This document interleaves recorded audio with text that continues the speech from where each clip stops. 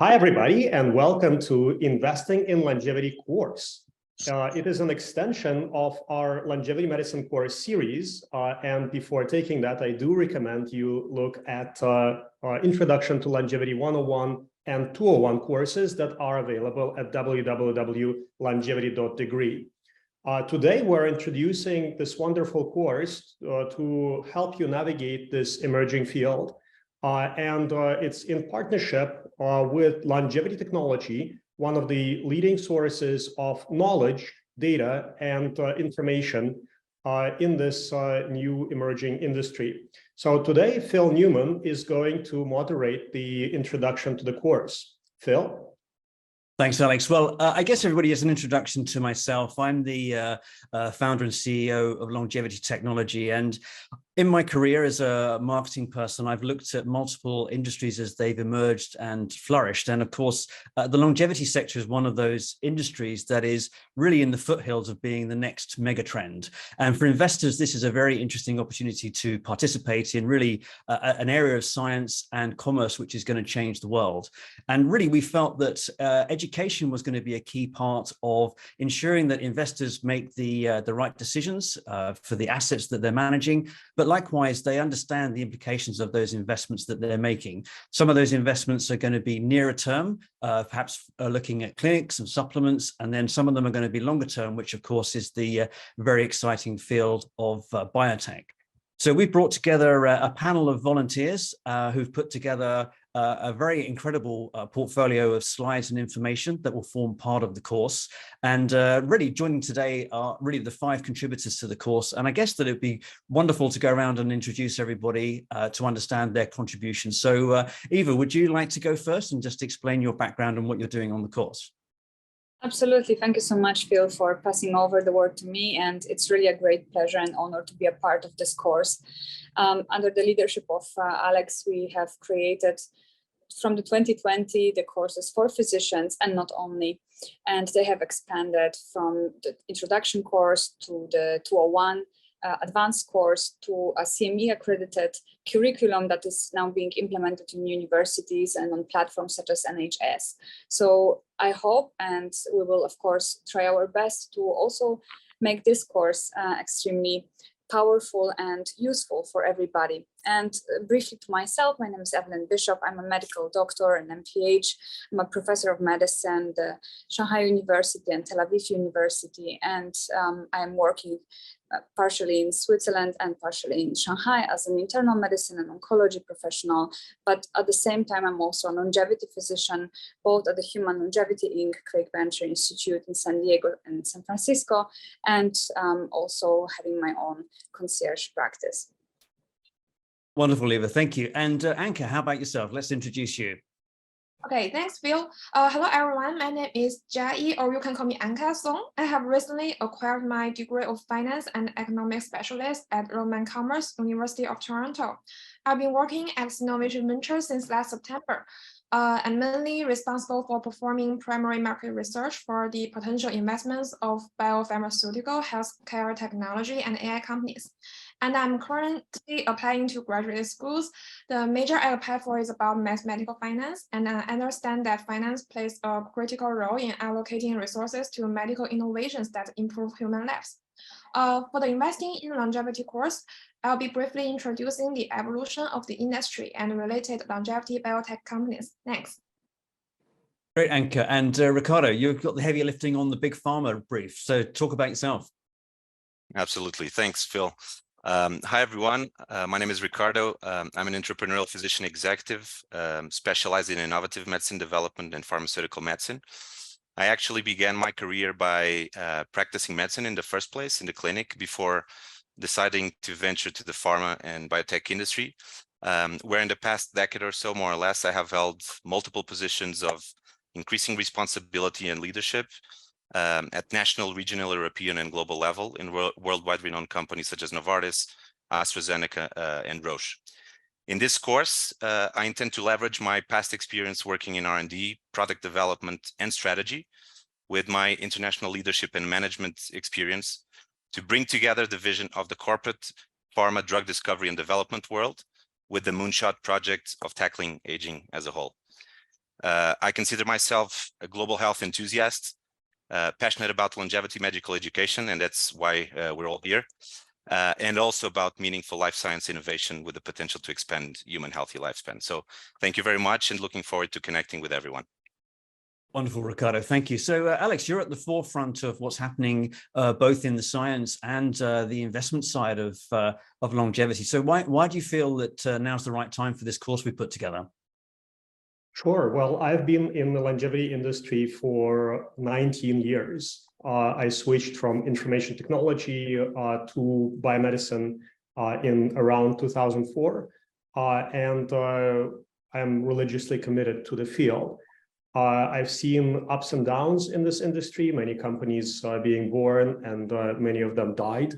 I've seen many different business models that emerged over the past 2 decades, and together with the University of Copenhagen, we put together one of the largest, probably the largest conference on longevity biotechnology in the world's 5-day event, transpiring at the end of August, beginning of September every year. This year is our 10th annual.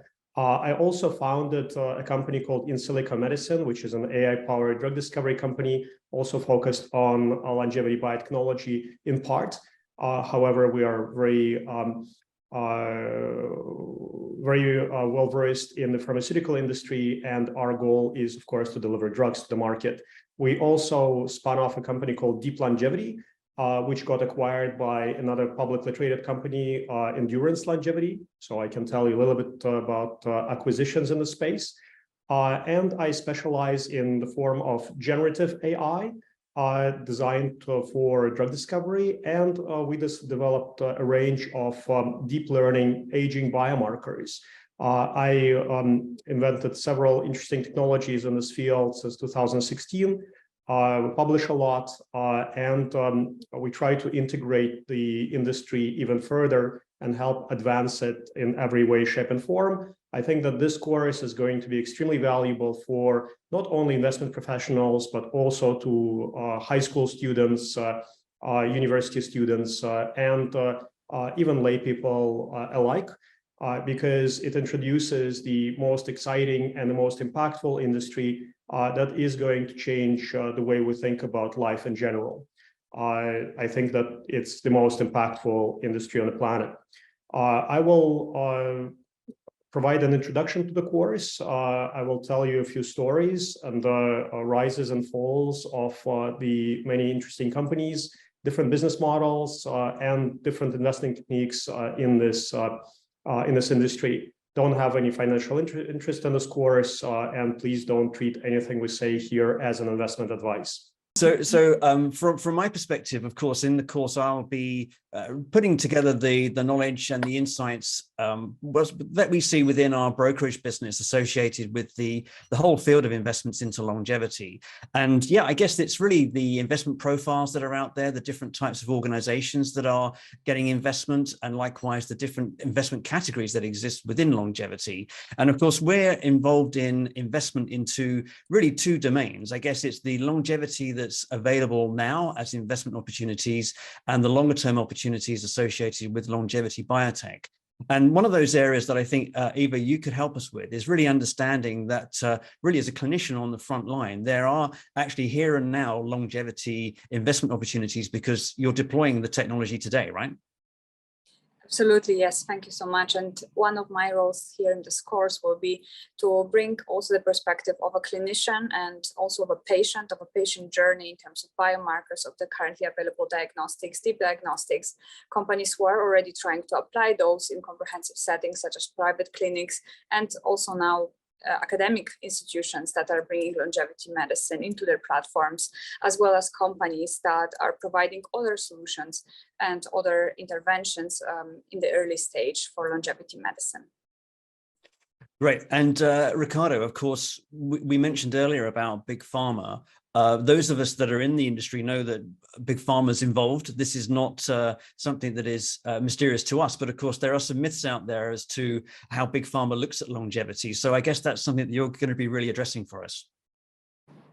That's correct, Phil. I think when we look at the recent developments in the past decade within the field. There's a lot of promise around longevity technologies.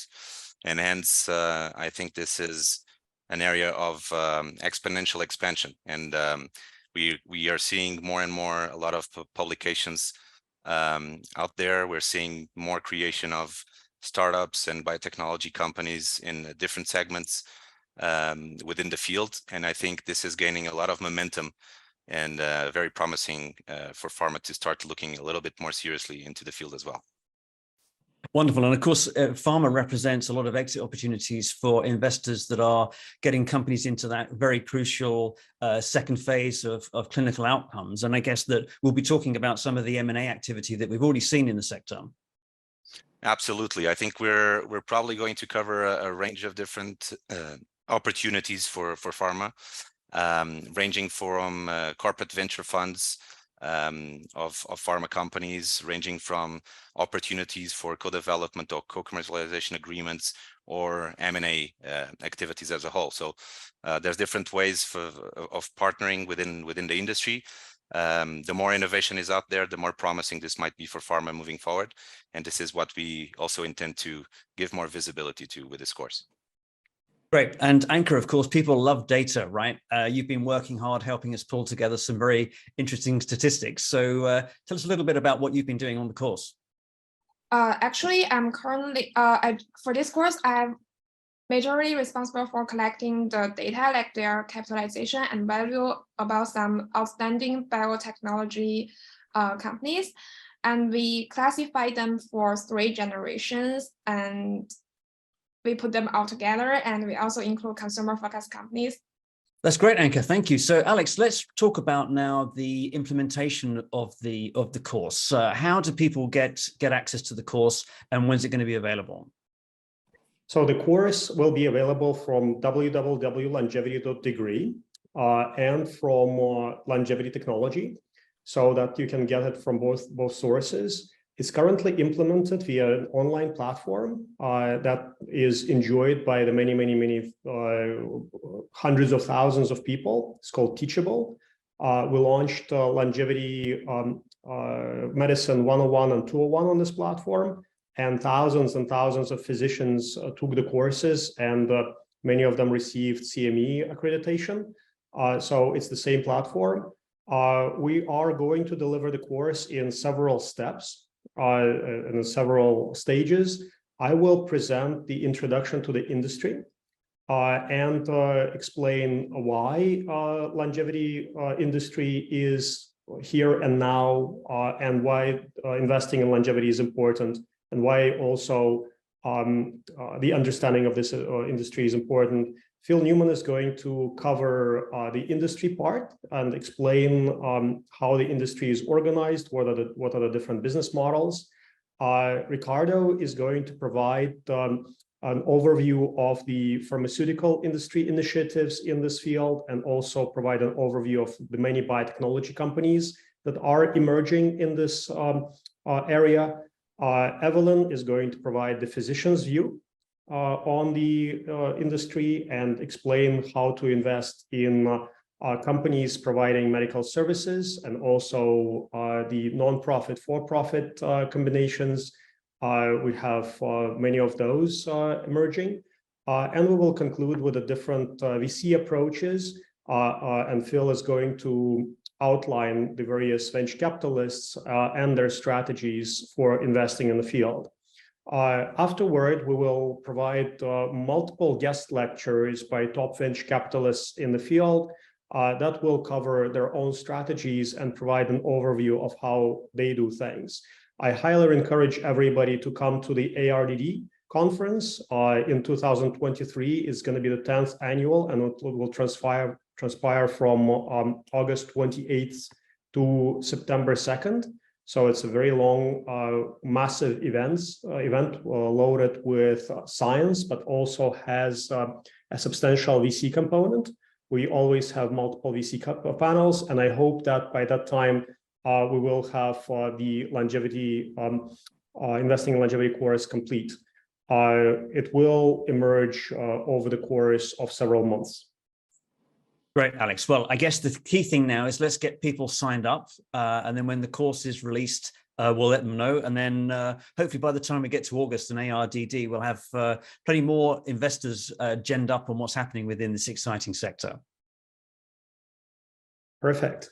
And Ricardo, maybe you would like to add a few words about how the pharmaceutical industry is looking at this field, and how the many companies that are emerging right now are planning to collaborate with pharma and possibly be acquired by pharma. Absolutely. Thanks for that, Alex. So I think pharma is definitely paying attention to the developments within the field. And we are at a stage where things are very different now in 2023 versus what they were 10 years ago. I think pharma has really been tracking a lot of the scientific breakthroughs in the first place that have been happening out there, both at an academic level, but also from a more company private effort perspective as well. So I think looking at the whole field and the potential for new partnerships within the field with biotech companies, and also bringing those sources of external innovation internally within those companies to further develop their own pipeline, is something that is key for the industry and for the pharma companies out there. So when they start looking at the scientific breakthroughs in the past decade in the field, when they start seeing the level of scientific publications increasing exponentially in the past years, the level of increase in IP, the level of increase of generation of new startups and biotechnology companies, there's clearly a big momentum, and this is a momentum that is here to stay and to further expand exponentially within the future. So my belief is that pharma is going to play a big role within the field, and hence I think it's a really important partner